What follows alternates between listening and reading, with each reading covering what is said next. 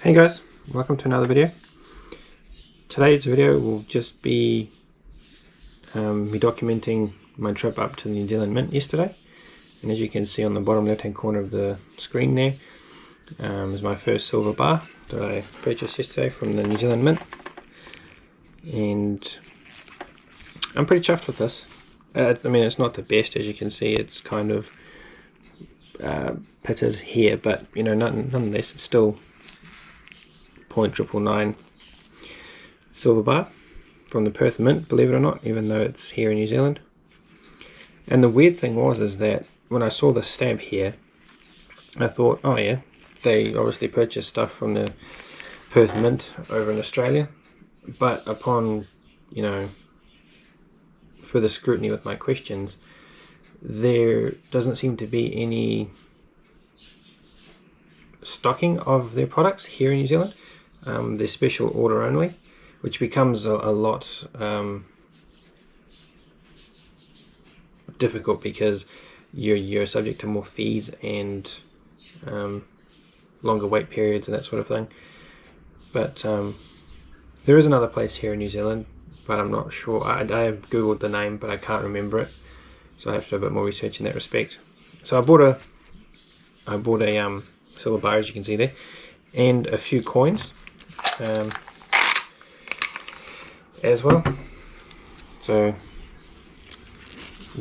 there are the silver lunar tiger. I'm not sure if you can see that. So the silver lunar tiger. Now on the back here, I'm not sure if that'll focus. It says $2, if you can see that.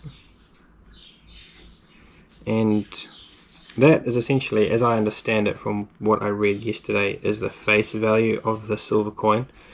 And the reason they put a base value of, want of a better word, dollar value on the coin, like $2 here, is simply to keep these silver coins out of circulation. They don't want these coins competing with the fiat currency that we currently have. I mean, that doesn't mean, however, that doesn't mean the $2 that the silver coin is only worth $2. Not at all. It is worth $2 as legal tender, is essentially what that means, or is how I understand it. But the matter of silver within this coin is worth closer to $30 to $40. So yes, they put a silver on these silver coins. I believe that $2, how I understand it. So if I don't get this right, please be gentle. You know, do leave comments, you know, saying if I got it right or got it wrong. But that's how I understand it, that the $2 pretty much means that it's legal tender, so you can use it within fiat currency. However, it is only worth a value, legal tender, of $2.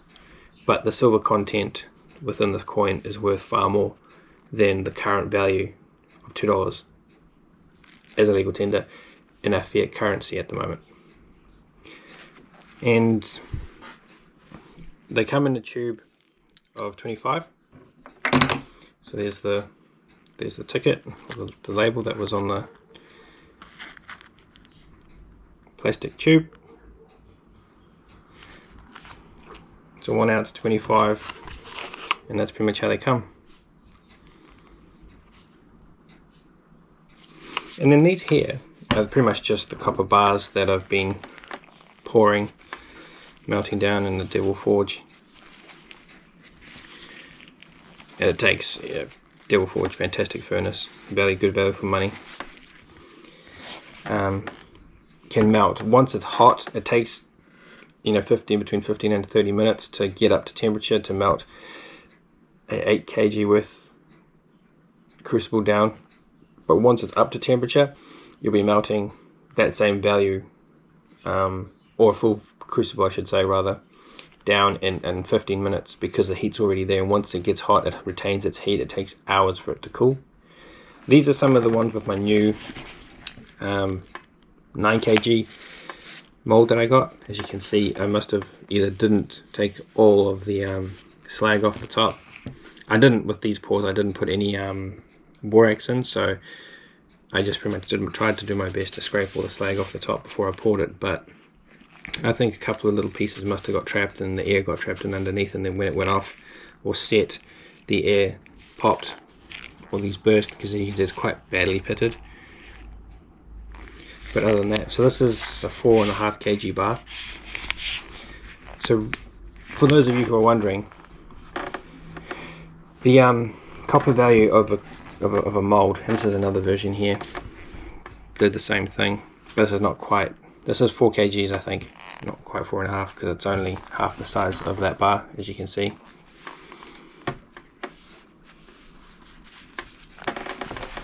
But so as you can see there, it's only half the size. Well, not even quite, it's just a little bit smaller. So with the molds, the 9 kg, if you're pouring copper into a 9 kg mold, at the absolute top part, so for example above here, that this copper bar is only ever going to weigh 4.5 kilograms, for those of you who are wondering. Same with a 3 kg or a 2 kg mold, and you're pouring copper into it, it's only the half value of the total weight of the mold. So this is a 3 kg mold that I poured this into. So I think it goes by gold weight. So this is a 3 kg mold that I poured this copper into. However, this only weighs just over 1.5 kgs. So for copper is a good indication of half the weight value of the mold. So thank you for joining me, guys. I just thought I'd document what the journey was like as a first time bullion buyer. I was very impressed with the service that I got from the New Zealand Mint yesterday. It took us about an hour and a half, maybe an hour and 45 minutes to get there.